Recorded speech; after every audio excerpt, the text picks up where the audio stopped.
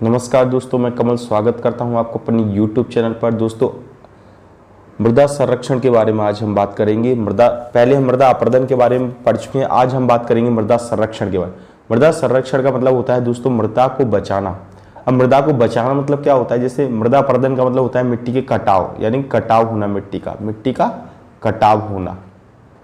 यानी कोई मिट्टी है यहाँ पे, वो मिट्टी क्या है, यहाँ से उड़ जाए, कट के बह के दूसरी जगह पहुंच जाए, उसको क्या बोलते हैं? मृदा अपरदन बोलते हैं। अब इस मृदा के कटाव को रोकने को ही क्या बोला जाता है? मृदा का संरक्षण। यानी मिट्टी का हम बचाव किस तरीके से कर सकते हैं। और दूसरी बात, मिट्टी का जो उपजाऊपन होता है उसको किस तरीके से हम कंटिन्यू रख सकते हैं, यानी कि उसके उपजाऊपन कहीं ऐसा ना हो कि धीरे धीरे मिट्टी का जो मिट्टी क्या है जो धीरे धीरे अनुपजाऊ होती चली जाए। तो इसको बचाना ही क्या कहलाता है? मृदा संरक्षण कहलाता है। या फिर तो यहाँ पे हम पढ़ेंगे क्या होता है।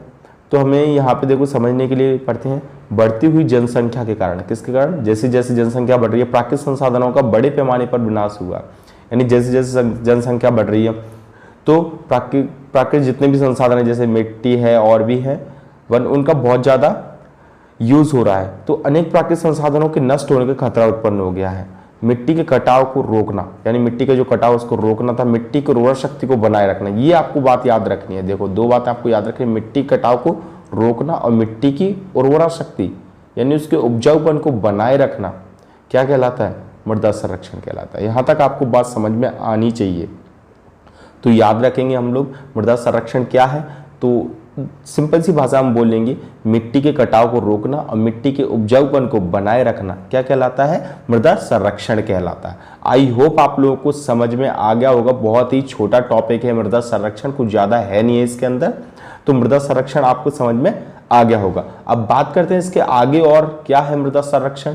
तो और आगे इसमें जाते हैं मृदा संरक्षण के उपाय, यानी मृदा संरक्षण के उपाय क्या क्या हो सकते हैं। तो देखो दोस्तों, मैं आपको बता रहा हूं कि मृदा के कटाव और उसके उपजाऊपन को बनाए रखने के लिए कुछ आपको क्या क्या उपाय करने चाहिए।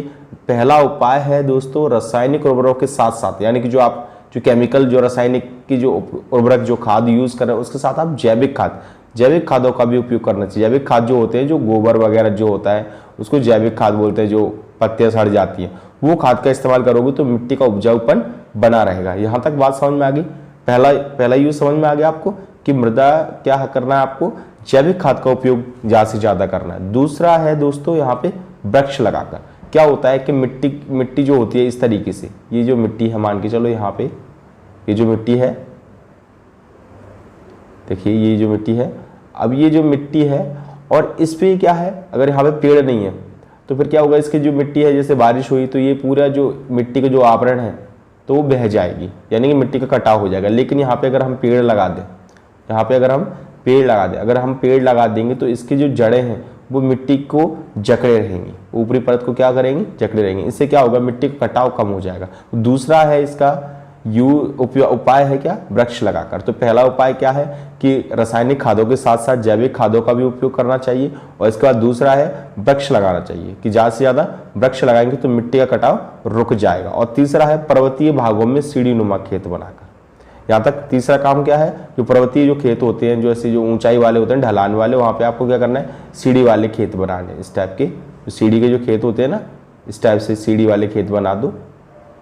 ठीक है, सीढ़ी वाले खेत बना देंगे तो इसके मिट्टी का कटाव जो है वो रुक जाएगा। यहां तक बात आपको समझ में आ गई होगी। आई होप आप लोगों को बिल्कुल समझ में आ रहा होगा कि क्या है। तो पहला आपको याद रखना है, पहला क्या है? रासायनिक खादों के साथ साथ जैविक खादों का उपयोग करना चाहिए। दूसरा क्या है? वृक्ष लगाना चाहिए। और तीसरा है पर्वतीय भागों में कौन से खेत बनाने चाहिए? सीढ़ी नुमा खेत बनाना चाहिए। बहुत ही सिंपल है, ये वाला टॉपिक आपको समझ में आ रहा होगा। अब आगे बात करते हैं और क्या है इसके उपाय। और है यहाँ पे खेतों की मेड़ ऊंची बनाकर। खेतों की मेड़ को क्या कर देंगे? ऊंचा बनाकर भी मृदा के कटाव को रोका जा सकता है। यानी जो खेत की जो मेड़ ऊंची कर देंगे तो उसकी जो मिट्टी होगी जो पानी से बह के जाएगी तो खेत की मेड़ की वजह से, ऊंची मेड़ की वजह से वो उसी खेत में रह जाएगी। इससे क्या है? मिट्टी का कटाव नहीं होगा। यहाँ तक बात समझ में आ गई आपको। और जो लास्ट है वो है ग्रामीण क्षेत्रों में चारागाहों का विकास करना चाहिए। आपको पता है पशु चारण से क्या मृदा का कटाव हो जाता है। तो चारागाहों का अगर हम विकास कर देंगे, यानी ज्यादा से ज्यादा चारागाह होंगे तो मिट्टी का कटाव कम से कम होगा। यहाँ तक आपको सिंपली समझ में आ गए होंगे। एक बार और समझ लेते हैं क्या क्या उपाय है इसके। तो पहला क्या है यहाँ पे? रासायनिक के साथ साथ जैविक खादों का उपयोग करना, नंबर 2 वृक्ष लगाना, नंबर 3 पर्वतीय भागों में सीढ़ीनुमा खेत बनाना। और क्या है यहाँ पे और देख लेते हैं, और है खेतों की मेड़ को ऊंची रखकर, खेतों की मेड़ को ऊंचा रखकर और चारागाहों का विकास करके। बहुत ही सिंपल तरीके से दोस्तों, आई होप आपको ये वाला जो टॉपिक है बिल्कुल समझ में आ गया होगा। अगर आपको समझ में आ गया तो मेरे चैनल को प्लीज़ आप सब्सक्राइब जरूर कर दीजिए, क्योंकि अगर जब आप सब्सक्राइब करेंगे तो मैं मोटिवेट होऊंगा। और अगर आप इसके नोट्स चाहते हो, सोशल साइंस जो भी है क्लास 10th का, अगर आप किसी भी चैप्टर के नोट्स चाहते हो तो मेरे जो चैनल के अबाउट में जो व्हाट्सअप नंबर दिया हुआ है उस पर आप मुझे मैसेज कर दीजिए सोशल साइंस नोट्स, तो मैं आपको वहाँ से बिल्कुल फ्री जिसका कोई चार्ज नहीं है, मैं आपको बिल्कुल फ्री आपको नोट्स प्रोवाइड करा दूंगा। धन्यवाद।